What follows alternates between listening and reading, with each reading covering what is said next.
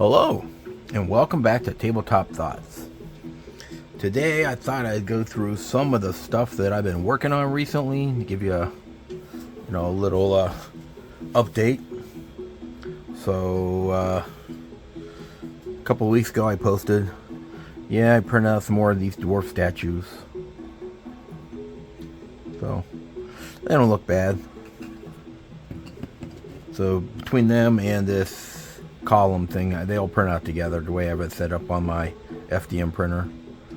So not bad.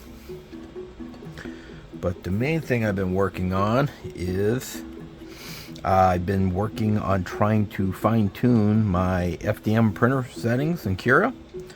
So what I did is these are Snakemen from Fat Dragon Games. So these are printed on my Elegoo Mars 3 resin printer. So I did a set of them on that printer, and then I took the same models and printed them with my settings on my Elegoo Neptune 3 Pro. And these are just what they came off. I mean, I washed them and let them dry, but I haven't broke off all the supports, as you can see, and this is pretty much what they look like they came off. So both of them are going to take a little bit of work. Like there's a little bit of, stringing. FDM printers always have a little bit of stringing, especially if you're going between multiples. But nothing a heat gun can't take care of.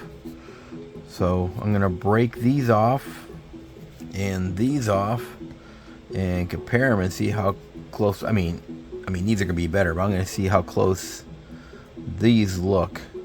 That, this is a pretty good setting. It did take quite a while, so what I'm doing now is printing another set with my old settings, and I'm going to compare those to these and see, if the extra, I think it took an extra 6 hours.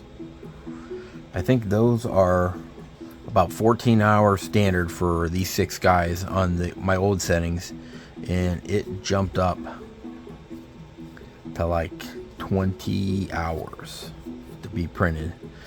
But some of the stuff that I did change was I added in the adaptive layers, because these models are from Fat Dragon Games.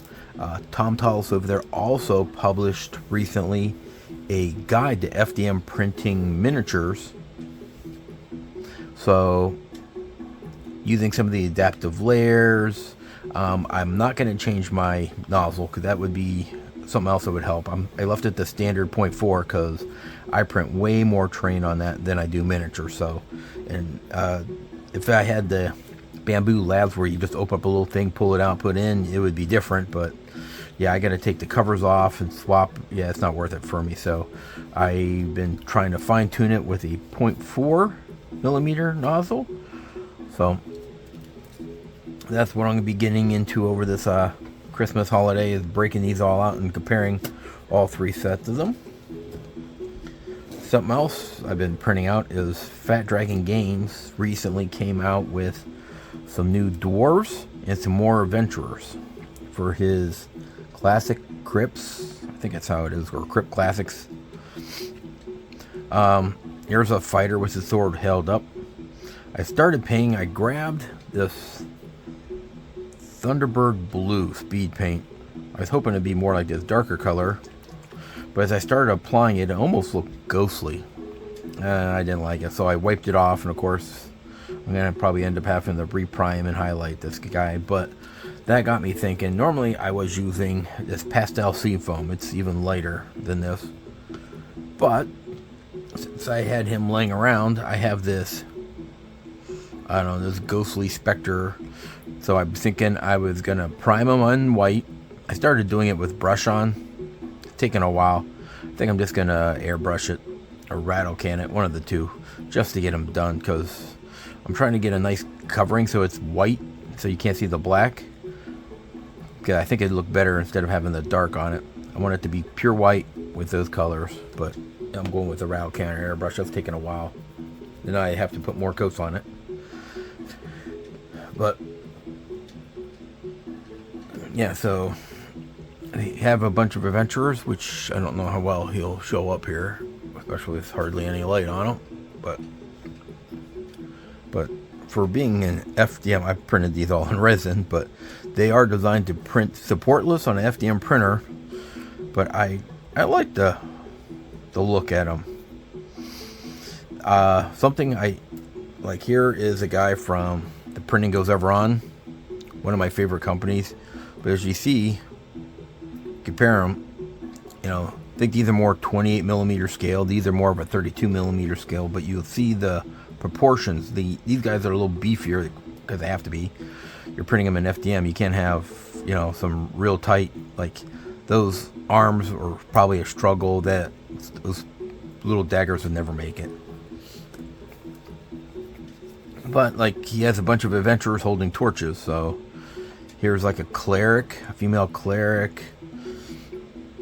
Here's another female cleric. Instead of holding up a torch, they come with something else. Like she looks like she's holding up a holy symbol. But if you like FDM miniatures that are supportless, especially, you don't have to worry about breaking all the stuff off. You should definitely check out Fat Dragon Games, especially. Yeah, like here's some of the dwarves. I like playing dwarf characters, so you know I print out 2 sets of them. But you got even the guy like if you saw The Hobbit, he was stuck in a barrel and broke out. Yep, he even did one of those. But a bunch of different dwarves. Yep, so I've been working on those as well. I also have printed out. Hey, Buttercup. My little kitten's over here. I think I'm going to try to come up with some more. These are all Fat Dragon Game miniatures. Some of the other ones that came from here. But if you look at my Etsy store, I have a lot of terrain with only a few miniatures. So what I was thinking of doing is trying to expand some of the miniatures I have available. And like here's Tyrone, the bearded barbarian. Although he kind of looks like Chuck Norris to me, but so I was gonna try to start printing some of these out, maybe do them in resin. I don't know. If I can get dialed in on my FDM printer where everything looks good. Maybe I'll do some of them FDM to save some money on the people, because I would try to keep my stuff relatively inexpensive. Because I know when I first started collecting minis and painting them in it, you know, I used to go out and try to get the cheapest, so I'd get, you know, off-brand stuff or buy like a Dungeons and Dragons board game and paint them out of there. But if you can get some half-decent minis like that, especially if you could find something that looks like your player character. So I try to keep them as inexpensive as I can without, you know, costing me money to sell and ship them. So here's some elves I came up with. So I was thinking of trying to put together a few new sets and putting them on there. So if somebody was like, hey, you have some elves you need, you could pick them up and paint them yourself. That way it would also keep it cheaper, and I'd have more available, because I don't know if I'd have time to paint all these different sets and everything I want to paint for myself. But that's what I've been working on recently. Trying to keep everything moving forward. So, thanks for watching.